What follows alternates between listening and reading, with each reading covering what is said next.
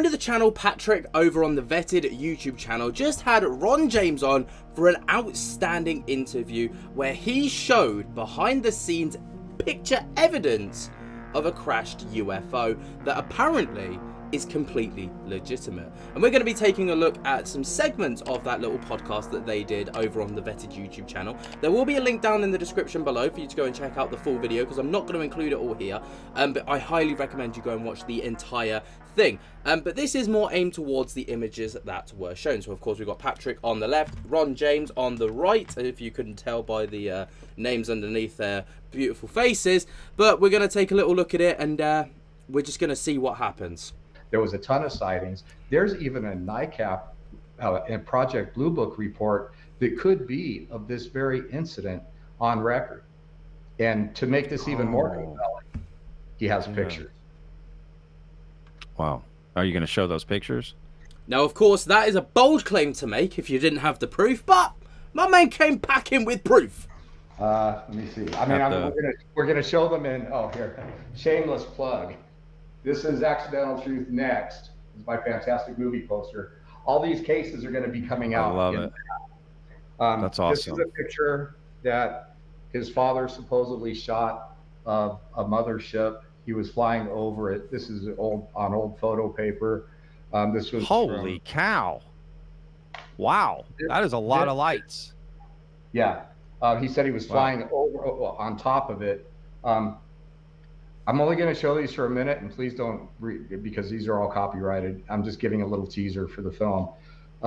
This is supposed frame from a gun camera footage shot of the saucer being shot. Wow, look at that. That's interesting. Down. Oh, wow. This is supposedly the crash scene. Now, this is the photo that everyone has been talking about. This has literally gone viral over on UFO Reddit. This is what everyone is buzzed about. A crashed down UFO with people around it trying to clearly investigate. We have more. Holy shit, Ron. That last picture is... That last picture is something. Like, that's more than something. Like, to state he's got more as well. Obviously, the documentary comes out, I believe, later this year. So I'm excited to see that. Yeah, and there's another shot of the same vehicle in a warehouse. And I had Michael Schratt look at that shot. Michael Schratt's been helping me to investigate this. And he said that in the shot of the saucer in the warehouse, you see girders and men standing around it. And it's sitting on these things. And he says those supports that saucer is sitting on are consistent with what the military would have used to support something like that in that time frame. And they're trying to tell us that there is no such thing as a UFO crash retrieval program. Come on, man. What are you lying for? So I've been trying to debunk this story, and I haven't been able to so far. And the detail, there's even more. There's materials that were sent that were stolen, but we have pictures of the materials that were sent by this guy to the family of one of the pilots. We have a picture that was supposedly smuggled out of Wright-Patterson Air Force Base there was this guy that was with the wing. Whenever they had classified footage, he would go to Wright-Patterson, escort the footage, and then he'd develop it, and then they'd strip search him on the way out. Wow. But he apparently taped a negative to a bald spot on his head and smuggled out a picture of what was being claimed as an alien that was frozen. Ayo, that is legendary, isn't it? That is legendary. He taped his photo to a bald spot on his head. Oh, that is so good. Wright-Patterson. We have pictures of the guy. We've been able to verify his military record, and we have the picture. Oh, wow. Oh my God. You're saying you have a picture of the negative he took out of an alien cryogenically frozen, or I don't know if I'm using the right well, term, it appears that he was pulled out on a table and thawed, but yeah, we have the image. And I showed the image to Michael Schratt, and he's like, there are some descriptions of aliens that this is consistent with. It's not your typical gray alien. It looks kind of weird. In fact, if I was going to fake an alien picture, I wouldn't have made it look like this, because it's similar to the grays, but it's got a lot of its own characteristics. Wow. Wow. I don't know if we'll be showing that at the symposium, but it'll definitely be in the movie. We're going to be talking about this case. And then there's one more. I'm working with well, there's two more. I'm working with Toby from the Roswell Daily Record and Warren over at KRGA.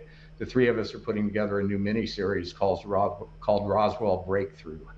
We have new witnesses at Roswell, and we've recovered some more materials. Wow. And so we're going to be showing the test results from the materials we've got from Roswell, and that is going to be a whole new series that we're putting together right now. And then, bro, this guy is armed to the teeth with information and evidence. Like, this is a man of the people right here. And finally, we have a case. We're calling it "What Are These Things?" We have a lady that says she is just like things just appearing. She got these little pellets that showed up in her life, and she was an experiencer at the time, and they're like, these pellets are important. So she spent years having them analyzed. They were analyzed by the National Institutes of Health. They were analyzed by the NSA. They were analyzed by the scientists that wrote the book about transpermia. The conclusions from all of the lab results are that these are some kind of, for lack of a better word, they're some kind of egg, but you can't burn them. And inside they found bacterial DNA. And it was identified as DNA that we know it was some kind of staphylococcal whatever, but the shells themselves have been impervious to time. And the guy that wrote the transpermia book, he believes that they are from outer space, that these things are seeds of life.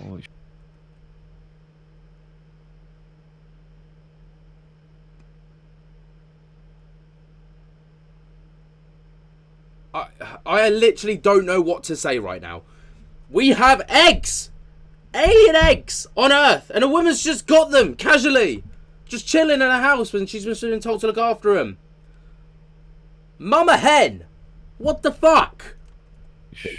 Are not from here. This is crazy. We have samples. We have numerous test results. And we have the story.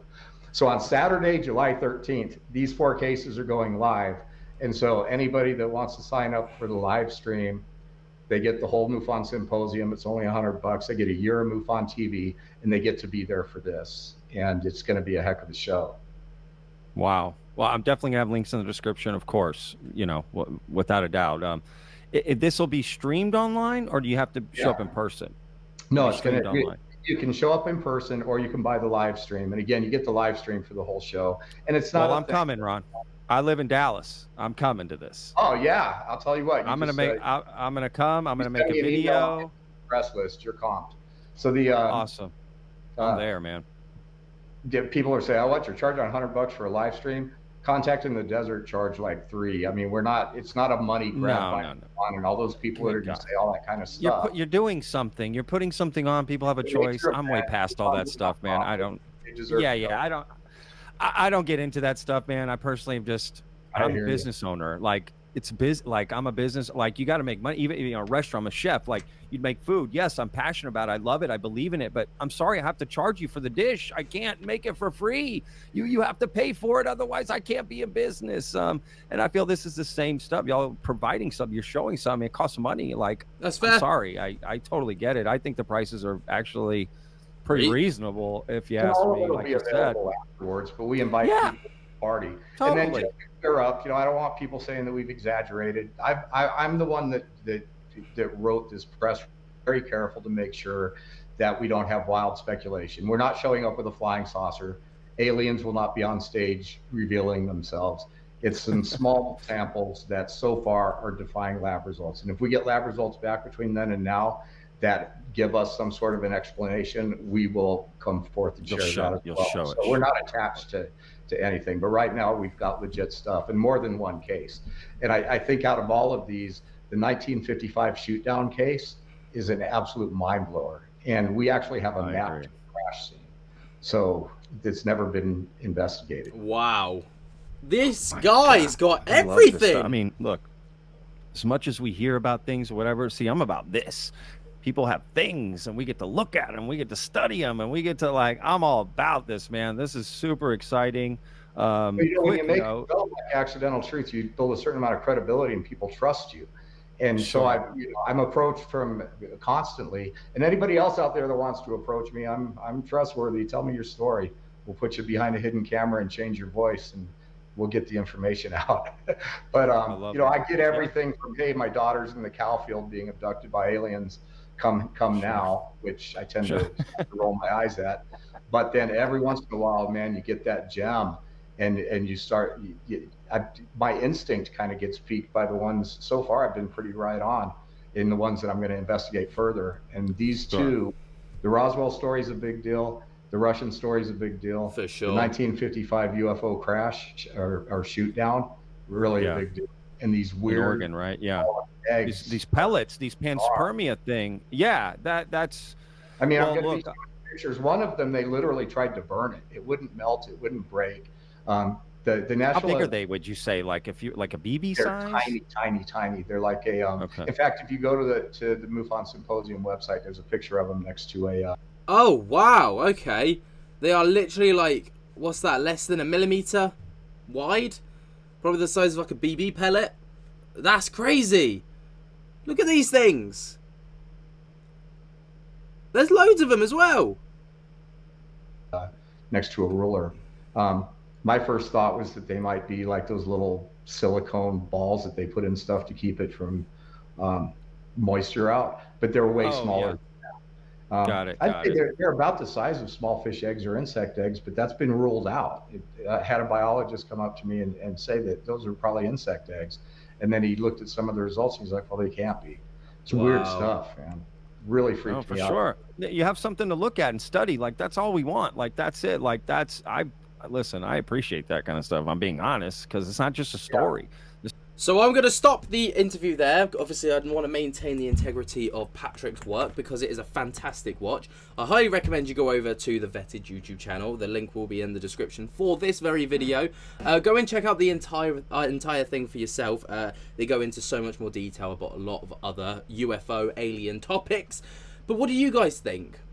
This is mind-boggling. A woman has literally got like little friggin' alien eggs just chilling. And she's just been told to look after him. Like, that's that out of everything.